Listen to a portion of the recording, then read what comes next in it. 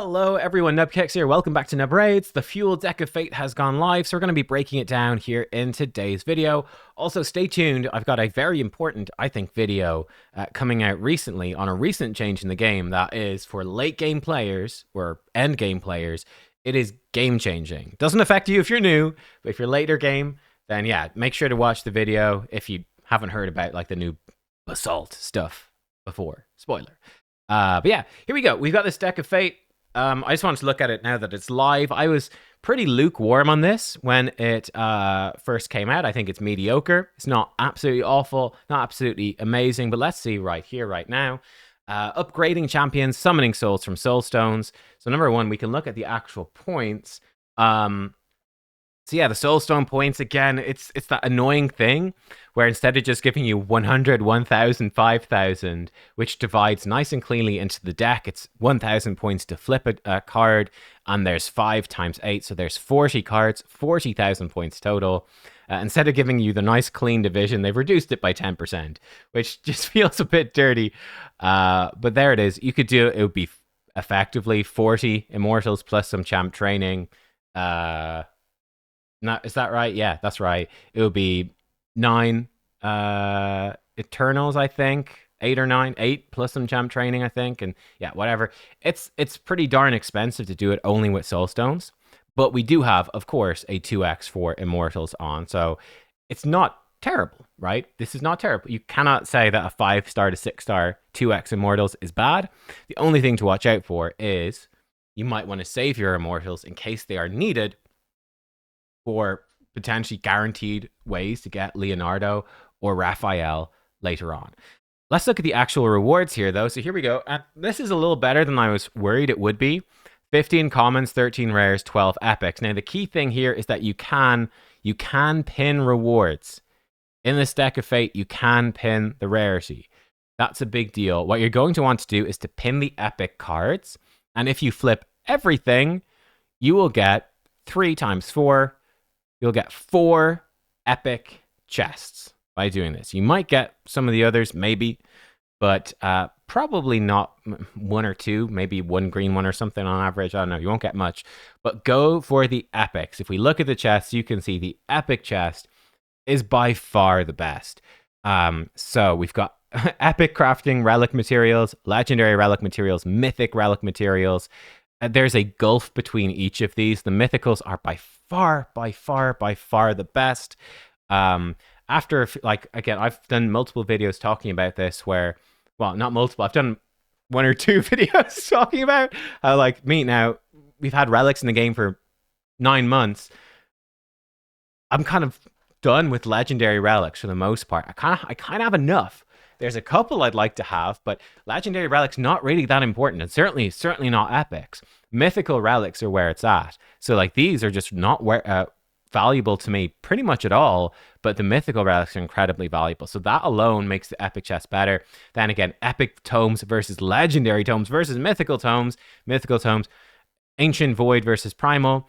Primal's a bit better than a void for sure. Ancient sucks, but like these two are both pretty good. Definitely a primal is worth 2 voids, so it's nice. Bit more energy, some more gems. Mythic Chaos Source is a good bit better. Red Essence is so much better than Grey Essence. Yeah, you really want the mythical chest, the mythical chest, the epic chest. Obviously, though, this is going to be randomized, so you could get nothing that useful out of it. You could walk away with a lot. You could, in theory, get 100 mythical fragments from all 4 chests. You could, in theory, get 4 mythical skill tomes. But equally, you could get a few gems and some energy, and I do suspect it's probably weighted towards the more mediocre rewards. I don't think that there's an equal chance to get all of these. We don't know anymore. Plarium has, I don't know, for the last few months, I believe, has started to hide the probabilities of everything. So, I mean, in particular, the biggest impact this has had, no doubt, is the Demon Lord chests. You'll speculate every few months since the game came out. The speculation, Plarium has nerfed the Demon Lord chest. They've nerfed it. My drops have been terrible the last few weeks. That speculation. Now that they've hidden the probabilities, they're really having a good time speculating about that. Surely they've nerfed them now. Yes, Yes, we were wrong the last 20 times, but this time I'm certain of it because I feel it. I really feel strongly about this. What was I talking about? So I was going, went on a rant, went on a tangent back to the deck of fate. Yeah, so it's okay, but this is definitely nothing to chase, but you'll get some decent stuff if you do the whole thing. I really don't recommend doing this whole thing. I think for me, this deck of fate comes down to if you got some spare energy. We'll look at the summon pool as well because we can see the summon pool now in a second, and that's another way to spend your energy. But putting some energy in for some champion training, get some points, flip a few little cards, you'll get some stuff. You might get a 6-star Speedglyph or a legendary book. You know, there's a few little bits in here that are okay. You probably, just get 25 rare relic crafting bits, and they're absolutely useless. But there's some bits in here that are okay. Some stuff that's okay. So putting some spare energy into some champ training, if there's champ training you need to do, flipping some cards is pretty good. If you're in a good spot with your Immortal Soulstones and you want to pull for a 2x 5 to 6 star, that's a great time to pull. And you're not too worried about trying to stockpile stuff for Leonardo, which is my goal. I'm like, I can wait. I can wait for the next 5 to 6 star. I'm just building up a big old stockpile. I'm going to wait, see what happens with Leonardo, and I'll pull in the next 5 to 6 star. But if you've stockpiled already or you want to pull now, it is a good time to pull. And yeah, you'll get to flip some cards and you'll get some decent rewards. Again, it's not a terrible thing to do. So yeah, I think this deck of fate, it's decent. It's not crazy. It's not terrible. But like, you want to dip in and you don't need to flip every card. If you flip just some cards, it's okay. I will caution you.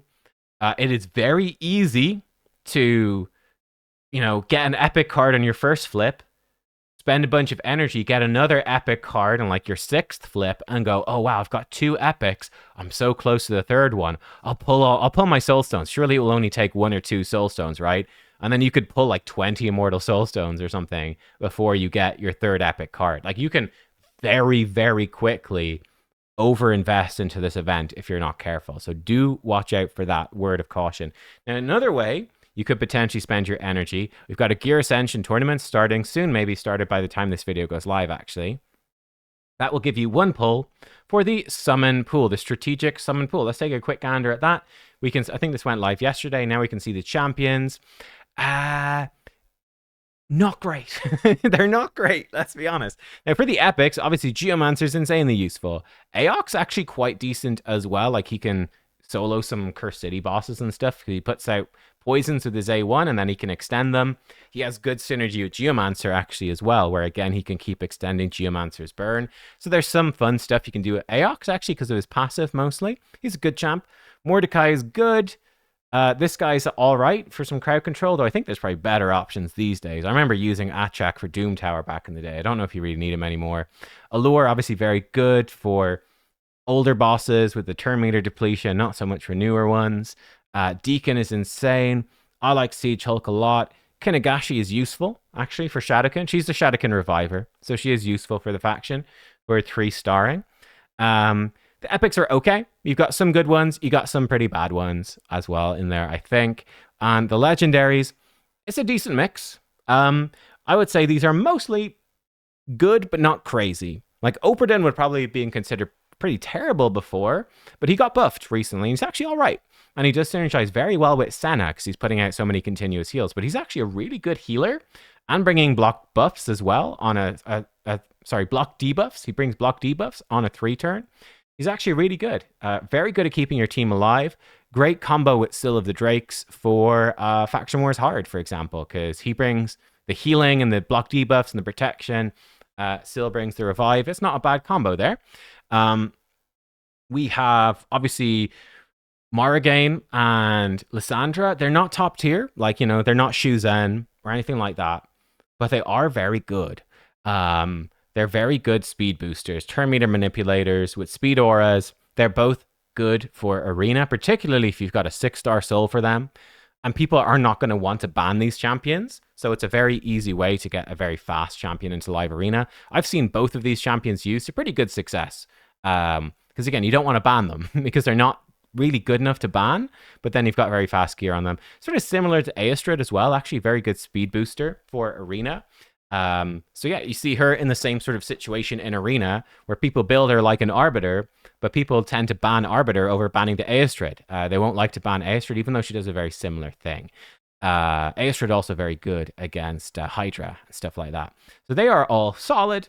Lady Kimmy, again, she's an okay speed booster. Yeah, she has a Doom Tower aura, which does suck. That's a bummer. She's useful for faction wars. Got again kind of a good passive when she places debuffs, pushes turn meter back. She's not bad. And Cora, very good, very different champion. Rarely uses a speed booster. She only gives you 10% turn meter. Very rarely uses a speed booster. More as a tanky reviver. She's very useful because of her passive, protecting your damage dealer from a highest crit damage champion from hard crowd control, which is very strong. So she's a solid pick, but not a must-have. Esme, again, I think she's solid, not a must-have. AoE weaken block buffs, increase accuracy, increase speed, but it's not super reliable. Combos with Moto of the Peel, but it's not a very good combo. She's decent. She's got actually quite a cool passive, turn meter boost. Whenever she's hit, increase the turn meter of the highest attack ally by 50%. That's cool. She was a former fusion. I think she's decent, but not crazy. And yeah, that sort of sums it up. Sort of decent, but not crazy. And Kevin, the Harvester, that's me. I'm Kevin. Amazing. I think, again, he's decent, but not crazy, right? AoE sleep, extra turn, put a single target skill on cooldown, bit of decreased speed, turn meter manipulation. He's pretty interesting, and he's got his... he automatically will use his increased skill cooldown skill when somebody wakes up, which is pretty cool. So he does some fun stuff as well. Again, I think he's not insane, but he's like a cool, much like these, you know, like Arbiter is generally, I'd say, better than these other champions, but they're a great option. Like, you know, like Armans or Fabian or anything like that are generally better than Karen, but he's not bad. He's actually okay. So yeah, it's that sort of vibe. It's sort of like decent champs, but not crazy. Not chase champs, but if you get these champions, they could all be actually quite decently useful. April, I think April is maybe the one I'm least excited about, funny enough. Like, I think she's a little questionable. She will be good, to be fair. She's sort of billed as an arena champion. And the issue I have with April, a couple of issues with April. So number one, she's all about turn meter decreasing. That is difficult to do in arena because Stone Skin blocks it. That's awkward. That's really awkward. Like, you know, if you're going, well, my turn meter manipulator might not work, you're in trouble. And also this, of course, triggers Marius as well, which is trouble. She has a very, very good A1. It's excellent. 75% chance of random crowd control and perfect fail on herself. That's very strong. Her A2 is weird. Nullify and Seal. Seal is very good for disabling damage dealing sets. Like you turn off Merciless or Lethal, massively reduces enemies' damage, massively. So it's a very good defensive debuff for Arena, but it's kind of useless outside of Arena because enemies in like Faction Wars, Curse City don't have gear. So what's the point? They don't have masteries or gear. What's the point? It also turns off masteries as well. So really good against damage dealers for Arena, but useless in PvE basically. Nullify is a bit weird. Does a bunch of stuff. It sounds like it does a lot of stuff, but it doesn't do all that much. I think it's not that crazy useful. Like it's okay, but it's not that insanely useful, to be honest. It's a weird one. Nullify is a weird debuff. I'm not sure how useful it really is, to be honest. And sort of my issue with her is she's got a 50% chance to activate this skill on an enemy when they gain an instant turn. One of the weird things about this, of course, is Nullify prevents you from getting extra turns or instant turns, but she will apply this debuff after enemies have got. So let's say a mythical goes in and they metamorph, they get their instant turn and you nullify them. You're like, haha, mythical, you can't get an extra turn again. Good against a couple of mythicals. So it would be good against Embrus, actually. He might do his A3, trying to swap HP, increase his ignore defense and get an extra turn. She can stop him doing that. So it's sort of useful there. I mean, it's very useful there, to be fair. That's very useful. But against plenty of other mythicals, it's like, okay, you can't get an extra turn, but you just metamorph, so you've got your extra turn. Bit weird. And it's a 50-50 as well. Only a 50-50, which means 50% of the time it just doesn't work at all. I'm not a huge fan of it. Like, I don't know. I think she's okay. And again, she's got some turn meter pushback stuff here. Yeah, a lot of turn meter pushback. She's not terrible. I think she's okay, but I'm not super sold on her. Where do you use April O'Neil? Not a ton of places. I do think that there has been a bug. I think it's a bug. It's worth pointing out right now. I do believe Nullify is working against bosses. So particularly like against Ice Golem, you put Nullify on, and the Ice Golem, he won't do his counterattacks anymore. That sort of thing. I'm imagining it's probably going to be changed, right? Enfeeble used to work against bosses, and then they went in and said, never mind, does not work against Enfeeble. So will doesn't work against bosses. So we'll see if Nullify remains something that you can place against bosses. But I suppose right now it is actually quite good against bosses. But yeah, seeing as she's a limited edition champion, there will definitely be another champion that's more accessible, like a fusion or a mission champ or something. There'll be more champs that nullify in the future for sure. Yeah, that's April. I think she'd be quite good for faction wars and stuff like that. She can steal turn meter and all, but she's not insane. I don't know, and I don't think she's that good for arena. I just don't like her that much. Like I'm just very skeptical about how good this champ actually would be. And yeah, she's got, like I said, I do believe that the Ice Golem peak rating is incorrect. I do believe she makes that fight stupidly easy. Like a 4. I don't know. I'm not. This does not to me seem like a champ to go crazy chasing. Like this does not seem like a, oh wow, I want to spend my money. You know, considering how good these summon pools often are, I'm not like shit, guys. Get the budget. Let's spend the whole budget for the month on April, right? You know, I'm not like, let's remortgage the house to get April. Not seeing that compared to, you know, champions like Fina. I guess Fina never had one of these, but like Teox is really cool. Volcanos, whatever. Like there's been a lot more enticing champions in here. So yeah, I don't know. I'm not super sold, to be honest. But let me know. What do you guys think? What do you guys think about all of this? Again, looking at this deck of Fate, it's sort of as expected. It's a bit better that there are 12 epic. 12 epic cards with pinning is pretty decent. You'll get some stuff, but not guaranteed to get insane stuff. So yeah, I think people are often too harsh on this deck of Fate, and they go like, it's so expensive, it's total bait. I think it's probably not the best thing to max it out, that's for sure. But again, like with a deck of Fate, you don't have to max it. Like I flip one card and I get something good. I'm like, that's grand. It's a good event, right? I got some stuff. That's stuff for not doing very much at all. I think that's the better way to look at the decks of Fate, honestly, often. Though some of them, you do have to max them out. Like ones with champion fragments, you have to do all of them. This deck of Fate is very much not a, like, you know, like if you do half of the deck of Fate, if you do half a deck of Fate for champion fragments, you might as well not have done it at all. You just wasted resources and you've got 50 champion fragments and no way to get the other 50. Great, useless. With this one, I don't know, yeah, you do half of it, got some stuff, no biggie, it's fine. So yeah, it's okay, but probably don't go crazy chasing this unless you are spending lots of money. So, you know, it's fine. If you want to again, from a spender perspective, you want to buy a bunch of immortals, it's pretty good, right? Great, 5 to 6 star, get some deck of Fate stuff. It's a good time if you're a spender. For a free-to-play low spender, I'd advise skipping. It's not a bad event. Put some free energy in, pull a few immortals if you got some, but don't get too sucked in. I would rather stockpile where the potential, and it's not guaranteed by any means. They might not do a guaranteed Leonardo event. Guaranteed Leonardo might not need soul stones at all. All of this is possible, but I'd rather be safe and stockpile it. And same with every single type of 2x event in the game. There will be another one eventually. Now, you do have to wait a long time for 2x mythicals from primals. That takes a long time. It's only every few months. Same with 2x for Eternal Soul Stones. 2x 6-star from Eternal Soul Stones is insane. It's like the best summon event by miles, but you have to wait forever for that as well.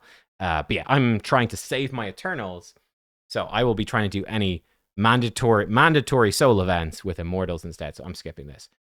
Lots to consider, lots of stuff there. Hopefully it's interesting and helpful. Anyway, there you go. I am going to do, for sure, this Gear Ascension tournament. I'm going to max that out and, yeah, maybe just grab some more random points for this. I'm not really caring too much, but there's some decent rewards. I'm doing a bit of this.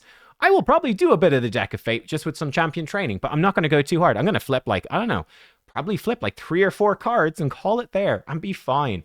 I don't want to get baited in. So yeah, I like to pulling more immortals. I really want to stockpile these, so I'm not going to chase the chest. If I get a chest, great, but I'm not going to chase it. So I want to stockpile. And yeah, I'll do my one free pull from the summon pool the weekend, and that's it. That's all I'm doing. Simple enough. See you guys next time. Thanks for watching. Goodbye.